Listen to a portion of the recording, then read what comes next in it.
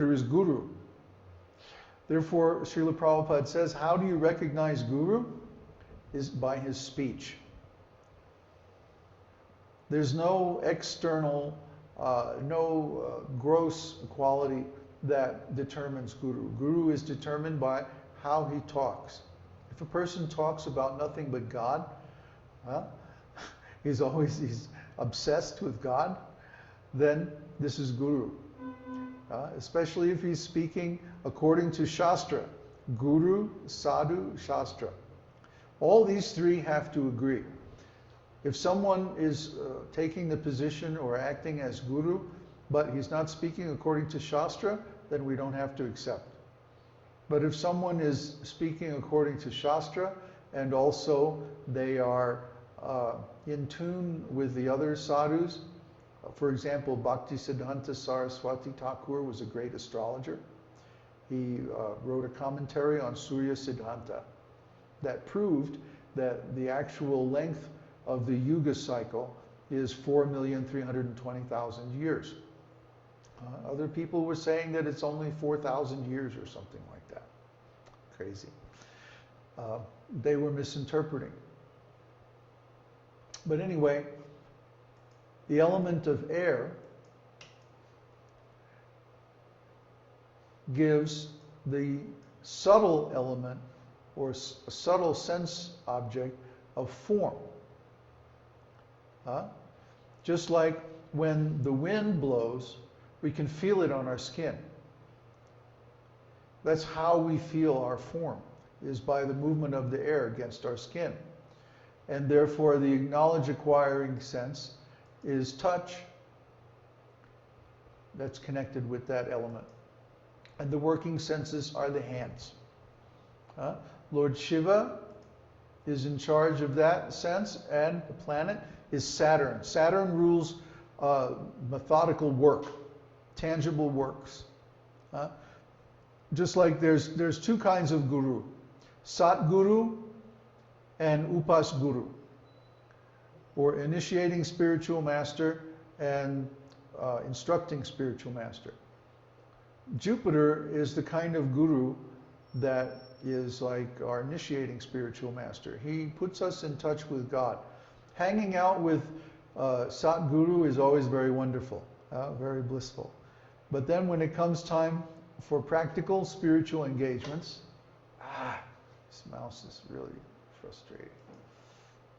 Then Saturn is the guru, Upasguru, almost like temple commander or something like that. Very practical. Then from air, fire is generated. Just like when we want to start a fire, we put a match and we get it burning, and then we blow. We put air, and that increases the fire. So fire creates light. That's its visible or tangible aspect. And that gives us the sound, what are you doing? That gives us the sense of sight. And the working sense connected with that is feet. Why? Because we have to see to be able to walk. We can have to see where we're going, otherwise we might trip. And the ruling deity of that is Surya, the sun god, of course. He's the source of all the light in the universe. And Mars. Mars is connected with fire. Similarly, water gives taste. Just like you can't taste something if it's dry. You have to mix it with water.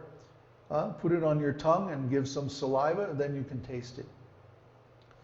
So taste is an attribute of water, just as fire is an attribute of light, and so on.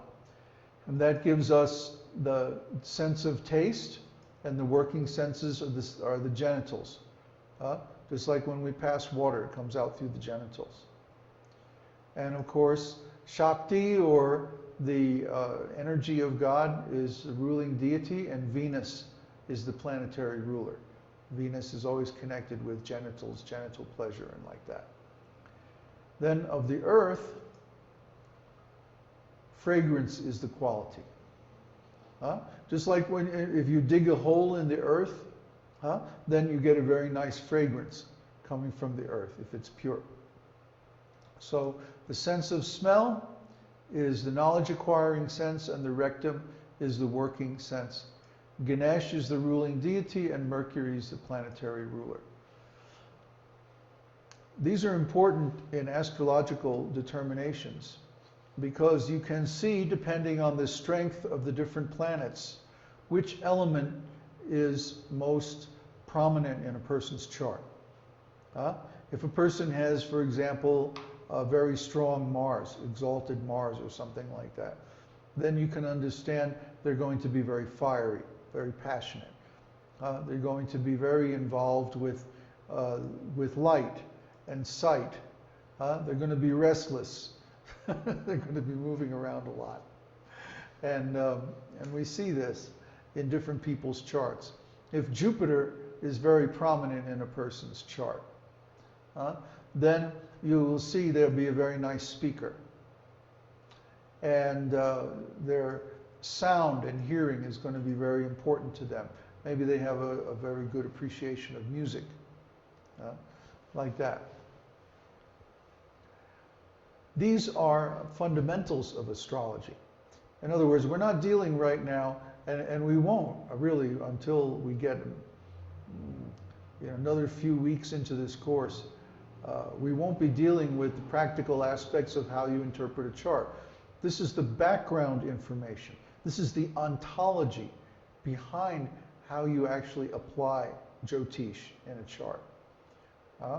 If you know this information, if you understand the structure of creation, the nature of the trap of the material universe, then you can advise someone on how to get out of it. It's very hard to say if someone is caught in a trap and you don't understand the mechanism of how the trap is working, how can you help them get out? So the astrologer has to understand the basics of the structure of this material world so that we can help our clients to get out of the situation that they're trapped in, to extricate themselves from the karma that they're involved in, and show them actually where's the door, where's the exit, how do I get out? And we know from Srila Prabhupada's teaching that whatever it is, we're going to take their karma and try to get them to engage it in devotional service. Let's use the example again of a person who has a Mars, very strong Mars in their chart. You're not going to get them to give up their activities ruled by Mars. It's not possible. You can't say to a person who's ruled by Mars, oh, you should never play sports, or you shouldn't be physically active. You should become very studious and intellectual. That's not going to happen. Can't happen, because the person's karma overrides it. Even they may want to, but they can't. The same with Venus, right? Same thing with Venus, yeah. If someone is very sensuous, very involved with water and so on, you're not going to get them to give that up. You're going to have to find a way to engage that energy in Krishna's service. For example, in the sense of, in the case of Mars, someone can become a very strong, depending on their other qualities, they can become a very strong leader, a very strong preacher. Maybe they're involved in organization or something like that. What? Somebody, whatever their qualities are, we can find a way to engage them in Krishna consciousness. This was Prabhupada's genius. Anyone who has association with Prabhupada or has read about his life, he could engage anyone. Anyone, whether of low intelligence or high intelligence, or no matter what their interests or abilities were, he could find a way to engage that in Krishna's service. He was a genius when it came to practical engagement. And what that did was it basically made the scope of his preaching unlimited. We see some preachers, and I'm certainly an example of this. Some preachers can only preach to certain types of people. Like, I have a real hard time preaching to stupid people. I just can't deal with them. I have no patience. But Prabhupada, He could find a way to engage anyone. That's why he created so many centers, so many temples, that anyone could come, see the deity, hear the kirtan, take prasadam, and in that way they would be engaged in Krishna's service. You can't do anything? Go wash the pots or clean the temple. You have no intelligence? Well, just pick up the trash around the yard, you know? He could engage anyone. So our preaching and most other preachers, their scope of preaching is not so broad as Prabhupada, but the same principle is there. You find out what is a person's ability, what is a person's energy, what do they have most prominent in their chart, and find a way to connect that with Krishna consciousness. That's the art of preaching in a nutshell. Okay, before we get on